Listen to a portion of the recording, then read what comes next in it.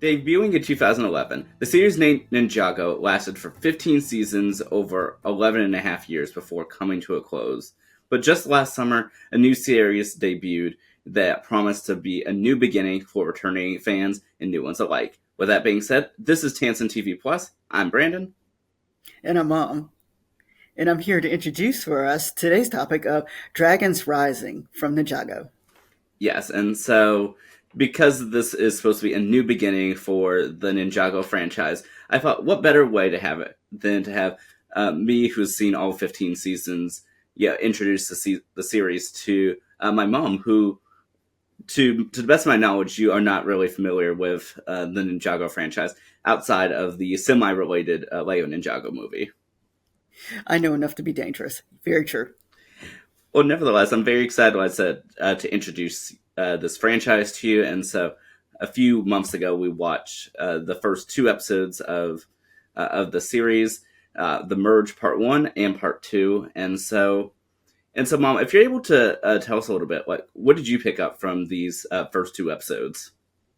All right, Brandon, I'm going to have to read from my notes for this one. So, the story actually begins with a character named Aaron, and he gives his backstory, and he does it through a narration and kind of a flashback. So Aaron was basically playing outside, and his parents told him to come inside the home because of seemed like there was some mysterious atmospheric things going on. And so Aaron does not quite make it to the house. And in the midst of all that, although you hear his mother kind of screaming his name, in the midst of all that, something called a merge occurs, and so his parents and with the place where he lived kind of disappeared a little bit. Well, it disappeared, and so he can no longer locate his parents or anyone else that he kind of knew. And so it seemed like a new village per se kind of took over. And so he ends up being raised by a girl named Sora. And so as it begins, he actually refers to Sora and kind of some of the things that's going on at that time.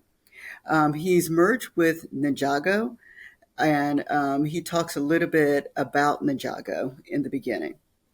With the two episodes that are, with these particular two episodes, we know that the relationship between Sora and Aaron is kind of explored just a little bit. He talks about how he, meaning Aaron, talks about how he wants to be a ninja. Um, and then in this process, as he's speaking, they actually meet some enemies, and apparently these are people they must be familiar with, and they fight against them. Um, and then toward the end of the first episode, they meet someone named Lloyd, and Lloyd is a ninja who they meet. And so we find out between the first and second episode that we get a brief history of Lloyd. And we understand that he actually worked with his master Wu, which is a mentor, and his uncle. And then after the merge, his master Wu actually disappeared, which kind of left Lloyd being in charge at some point. And so through all of this, we meet some dragons also. And these dragons, we find out, give powers specifically to Sora. And then we end the second episode with an introduction of one of the villains. And Brandon, hopefully I got that right. And back to you. Yeah, definitely. And yeah, and that overall, like I said, is the main synopsis. You did a good job, Mom, with delivering that for these first two episodes. Oh, thank you, Brandon.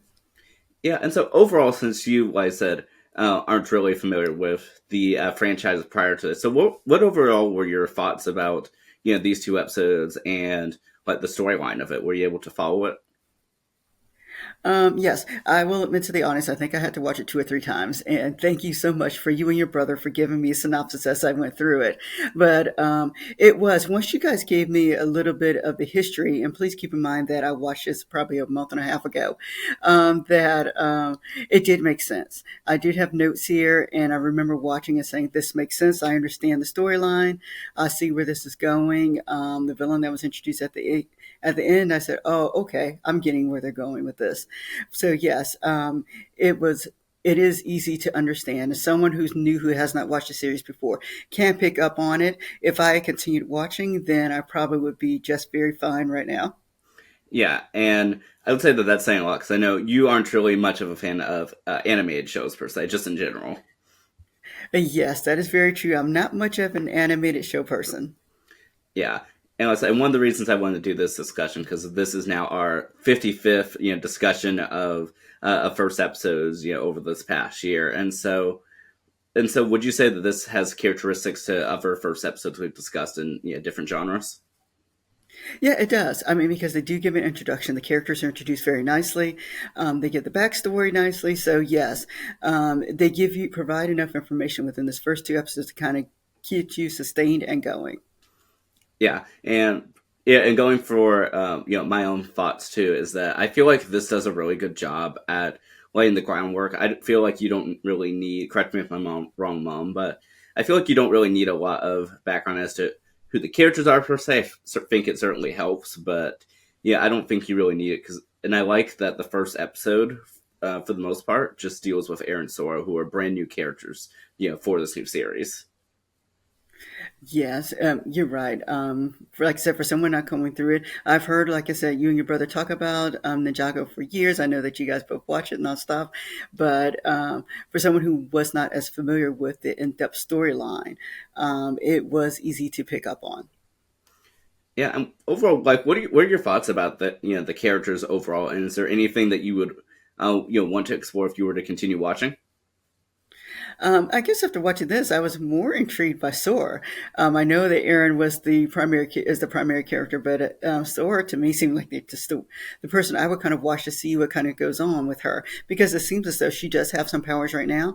We just don't know to what extent, and so it'd be interesting to see what is enhanced, especially with the dragon that she meets, who gives her some additional powers.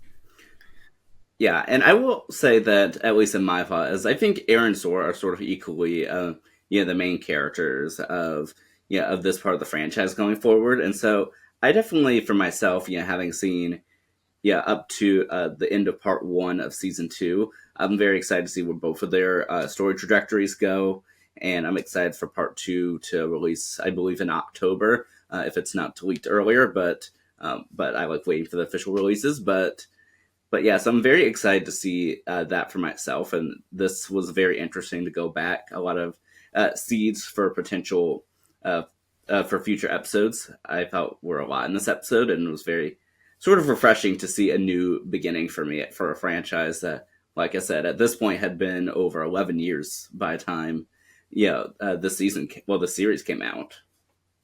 Hmm. Yeah, and I will say, Mom, so for you overall, yeah, like I said, what were your thoughts overall about doing this? Because like I said, I know that you've heard a lot about the series, and like I said, and I know you're familiar, of course, with the movie and everything. So how is this for you? Because I know you probably didn't expect to be diving into the series yourself anytime soon. That is very true. I did not expect to be diving into the series, Brandon.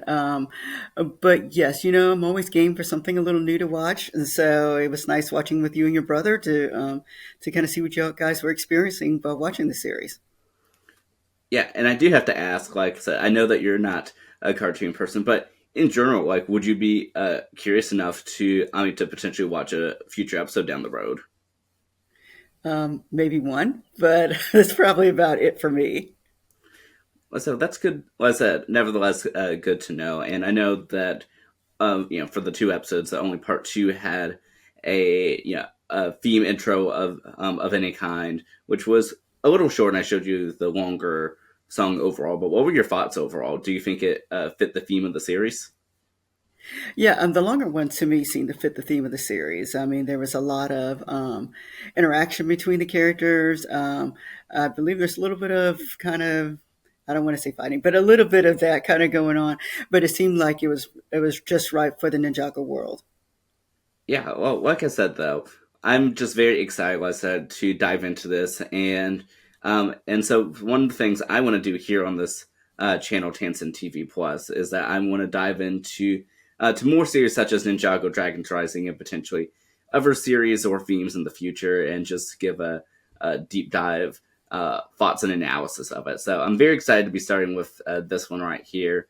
And like I said, Mom, thank you so much for, like I said, watching these first 2 episodes of Ninjago Dragon Rising. And I'm excited to dive into this series more in the future and, of course, continue our discussions. Oh, yes. As I said, for those who are interested, let us know your thoughts about Ninjago, specifically Dragons Rising.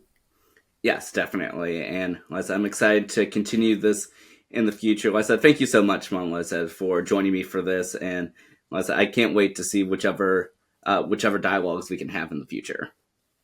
All right, sounds great, Fran. Everyone, thank you for joining us today. Have a great day. And we'll see you next time. All right, bye-bye, everybody.